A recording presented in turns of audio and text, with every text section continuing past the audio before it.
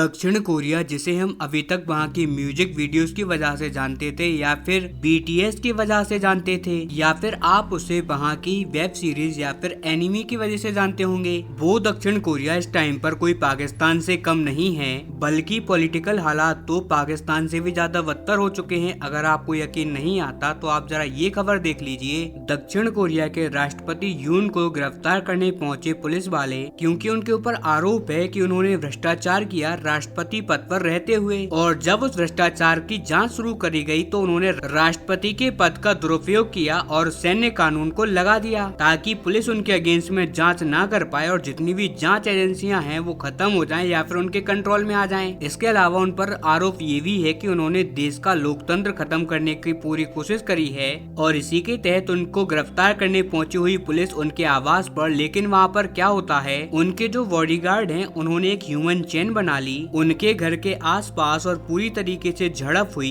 Police वालों के साथ, यहाँ तक कि राष्ट्रपति यून के कट्टर समर्थक उनके घर के पास पहुँच गए और उन्होंने भी राष्ट्रपति का घर घेर लिया और उन्होंने कहा कि हमने घर को किला बना लिया है, अब पुलिस वाले चाहेंगे तो भी राष्ट्रपति को गिरफ्तार नहीं कर सकते। यानी कि राष्ट्रपति यून के साथ वही हो रहा है जो कि पाकिस्तान में इमरान खान के साथ हुआ। जैसे कि उन्हें गिरफ्तार करने पहुंची हुई पुलिस वालों के अगेंस्ट में अटैक हुआ, बिल्कुल वैसा ही हमला किया गया यहाँ पर दक्षिण कोरिया में पुलिस वालों के अगेंस्ट में। लेकिन यहाँ पर दोनों मामले थोड़ी से अलग हैं। पाकिस्तान के अंदर सेना हटाना चाहती थी इमरान खान को, लेकिन दक्षिण कोरिया में यून को सेना बचाना चाह रही है। अगर आप नहीं समझे तो मैं आपको थोड़ा सा मामला डिटेल में समझाता हूँ, लेकिन उससे पहले अगर अभी तक आप लोगों ने इस चैनल को सब्सक्राइब नहीं किया है तो मेरा आपसे विनम्र निवेदन है कि आप इस चैनल को सब्सक्राइब कर वीडियो को लाइक, कमेंट, शेयर करना ना भूलें, साथ ही बेल आइकन को भी दबा दें। आइए हम वीडियो में वापस आते हैं। दरअसल इस पूरे मामले की शुरुआत हुई अब से करीबन 6 महीने पहले। 6 महीने पहले यून, जो कि दक्षिण कोरिया के राष्ट्रपति हैं, उनकी पत्नी पर आरोप लगे भ्रष्टाचार के, और ये बात सुनकर दक्षिण कोरिया की जो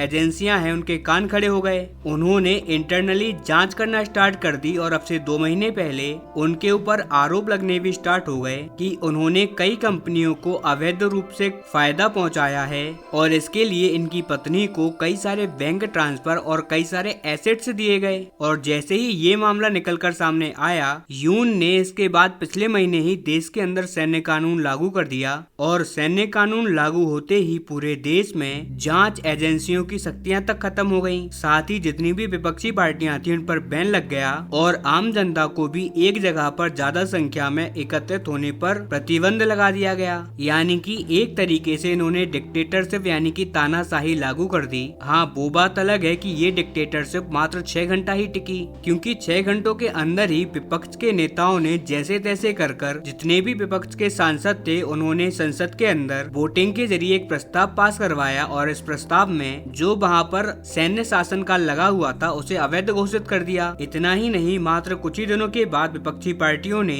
एक प्रस्ताव भी लाया गया जिसमें यून, जो कि वहाँ के राष्ट्रपति थे, उनके सांसदों ने भी इस प्रस्ताव में पूरा साथ दिया और वहाँ पर राष्ट्रपति को इम्पीच कर दिया गया, यानी कि एक अविश्वास प्रस्ताव पारित कर दिया गया। और उसके बाद वहाँ से राष्ट्रपति की शक्तियाँ उनसे छीन ली गयी, यानी कि यून से। साथ ही इन्हीं की पार्टी के जो प्राइम मिनिस्टर थे उनको इंटरिम राष्ट्रपति की शक्तियाँ दे दी गयी, यानी कि इंटरिम राष्ट्रपति इन्हीं के प्रधानमंत्री को बना दिया गया। लेकिन मैं आपको बता दूं कि ये अभी भी नाम के राष्ट्रपति हैं, क्योंकि जब संसद के अंदर अविश्वास का प्रस्ताव पारित होता है तो इसके बाद वहाँ की संवैधानिक कोर्ट में ये प्रस्ताव जाता है और इसके बाद कोर्ट इस मामले पर वर्डिक्ट देती है। इसके बाद वो प्रस्ताव को कोर्ट फाइनल वर्डिक्ट देती है, जिसके बाद राष्ट्रपति इम्पीच कर दिया जाता है और इसके बाद वो फ्यूचर में कभी इलेक्शन भी नहीं लड़ सकता। फिलहाल मामला कोर्ट में है और कोर्ट अब से कुछ ही हफ्तों के अंदर अप्रूवल भी दे ही देगी, ये बात भी आप एकदम निश्चित मानकर चलिए। लेकिन यहाँ पर कोर्ट के अप्रूवल से पहले ही दक्षिण कोरिया की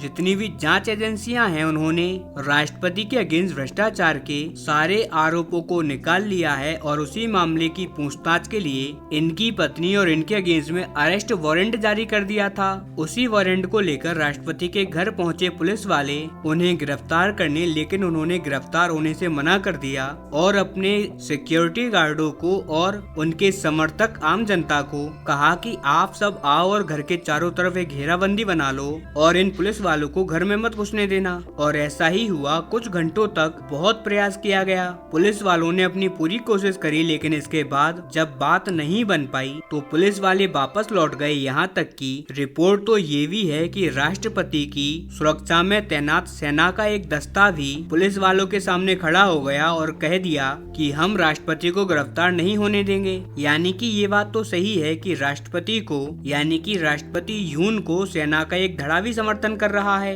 और यही कारण है कि यून इतने ज्यादा अड़े हुए हैं, क्योंकि अगर इनको सेना का सपोर्ट नहीं होता तो यून की इतनी हिम्मत ही नहीं होती कि वो पुलिस वालों के सामने इतना कुछ कर पाए या फिर इतना अड़ पाए, क्योंकि इससे उनको काफी सारी दिक्कतें आती है भविष्य में। लेकिन फिलहाल की बात करें तो अभी इनकी गिरफ्तारी नहीं हो पाई है और पुलिस वालों ने कहा है कि हम अगली बार जाएंगे तो और भी ज्यादा संख्या में जाएंगे और हम कोशिश करेंगे कि ये हम 1-2 दिन के बाद ही चले जाएं। और जैसे ही पुलिस वाले ये बयान देते हैं, दक्षिण कोरिया के राष्ट्रपति यून गायब हो जाते हैं। वो अपने घर को छोड़कर कहीं चले जाते हैं और अब किसी को नहीं पता कि वो कहाँ हैं। हालांकि इस टाइम पर इनके देश छोड़ने पर प्रतिबंध है, इसीलिए राष्ट्रपति यून देश छोड़कर तो कहीं नहीं जा सकते, इसीलिए ये अभी हैं तो दक्षिण कोरिया के अंदर ही। लेकिन आखिरकार ये कहाँ हैं, ये बात किसी को नहीं पता। इनफैक्ट इनके फैमिली वाले भी नहीं जानते कि ये अभी कहाँ हैं। कुल मिलाकर अब इनका राष्ट्रपति भागा भागा फिर रहा है अपनी ही देश के पुलिस वालों से, और इनके देश के पुलिस वाले अभी इनको गिरफ्तार करने के लिए अपनी पूरी कोशिश कर रहे हैं। वहीं बात करें पुलिस और जांच एजेंसियों की तो इन पर भी बहुत प्रेशर है जनता का, और जनता चाहती है